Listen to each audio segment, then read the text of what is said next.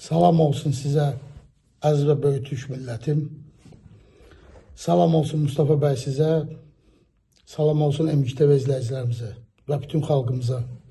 Demək, ilk öncə bu günləri Türkiyəmizdə, İstanbulda baş verən terror hadisəsinə görə Türkiyəmizə keçmiş olsun deyirəm. Və buradan qəhrəman Türk polisinə təşəkkürümü deyirəm, salam olsun. Onlar igidliyi nəticəsində bir terrorist etkisiz hala gətirildi, öldürüldü və ikisi də sağ ələ keçirildi. Lakin burada məni düşündürən, araşdırdıqca bir qaranlıq düşüncə var, fikir var. Bu, İsrail konsulluğu İstanbuldakı bir ildir çalışmır və burada heç kim yoxdur. Sizcə teröristlər günün orta çağı boş bir binaya, çalışmayan binaya, heç kimin olmadığı binaya nəyə görə saldırsınlar, niyə saldırsınlar? Yəni özlərini niyə ölüm atsınlar? Bu böyük bir sualdır. Yəni çalışmayan, bir ildən çoxlu çalışmıyor və orada kimsə yox. O binaya niyə saldırsınlar? Çünki hər bir terror təşkilatlarının hansısa bir terror edəndə hədəfləri olur və kimlərsə vururlar, kimlərsə partladırlar, nəsə bir iş görürlər. Məncə bu terror kimlərsə vaxt, zaman qazanır və xalqın gözünü qorxuzmaq üçündür. Türkiyə Cümhuriyyətinin. Və burada bu İran-İsrail savaşından və bu baş verən terrordan, bu ara qarışıqlıqdan istifadə edərək Kiprisdə savaş partladacaqlar. Kipris adasında savaş çıxacaq. Mən neçə illərdir bu Kipris konusunda yazılarım da var, MGTV-bizdə çıxışlarım da var. Hər dəfə də söyləyirəm. Çünki bugün Kiprisin ətrafını tam kuşatmışlar. Siyonistlər və siyonistlərə bağlı olan güclər Almanya, Fransa, İtaliya, İngiltərə, Amerika və hər kəs oradadır.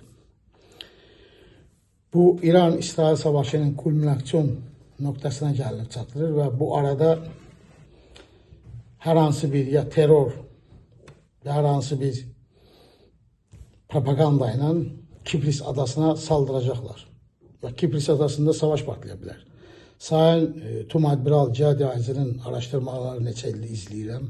Və ondan başqa araşdırmacılarda və öz araşdırdığım araşdırmalara görə Kipris adasında savaş çıxartmaq istəyirlər. Buna diqqət etmək lazımdır. İran-İsrail savaşından media, xalqın fikrini hamısı yönəlib bu savaşa. Kipris unudulur. Terror hadisəsi, bütün xalqın fikri terror hadisəsinə və cürbəcür televizyonda, mediada çıxışlar edirlər. Hər öz fikrini deyir. Uzmanlar, araşdırmacılar, siyasətçilər. Məncə bu terror, İstanbuldakı İsrail konsulluğuna olan terror kimlərinsə qaranlıq kirli oyunudur. Türkiyə xalqına qarşı. Əziz və böyük Türk millətim. İran-İsrail savaşında bu geri zəkalı Trump'ın bu gecə, bu yaxın zamanda daxildə, Amerikan daxilində gedən ulusalçılarla, yəni Amerikan millətçilərlə, Siyonizm, İsrail lobbilərlə gedən savaş və globalistlərin savaşı. Bu Trump bu yaxın günlərdə Pentagondan 80'ə yaxın admiral, general, yarbay komutanları görevdən aldı 2 gün bundan öncə. Bunlar hamısı Amerikan millətçiləri idi və Trump'la razılaşmayanlar idi İran savaşında və Siyonizmə qulluq etməyi istəmirdilər. Trump'ın arxasında duran İsrail lobbisi və Siyonizm evangelistlər İrana taktiki nüvə silahı, yəni nükleer silah atılmasını artıq zorlayıblar. Və hətta Netanyahu'nun telefon danışığı da olubdu Trump'la. Yəni artıq bu qaçılmazdır. Allah eləməsin. Əgər İrana nükleer silah atılarsa və İran da buna nükleer silahla cavab verəcək, İsrail yeryüzündən silinəcəkdir.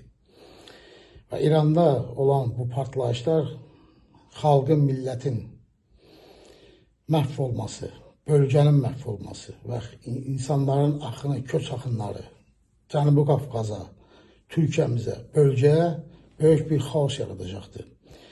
Bu arada bu Ərəb yarımadasıdır, əgər nükleer silah atılsa, Suudilərdir, Körfəz ölkələrdir, hamısı bir dəfəli məhv olub gedəcəkdir. Artıq bunlar məhv gedəcəkdir. Əgər nükleer silaha gedərlər. Çünki heç sürə Amerika buna razılaşa bilmir. Çünki Amerika mifi, Amerika hegemoniyası İran savaşında bitti. Necə ki Rusya mifi hegemoniyası var idi, Ukrayna savaşında bittiği kimi artıq İran savaşında da Amerika hegemoniyası bitti. Və buna da Trump kimiləri, gerizekalılar, xəstə, narsistlər heç sürə razılaşa bilmirlər.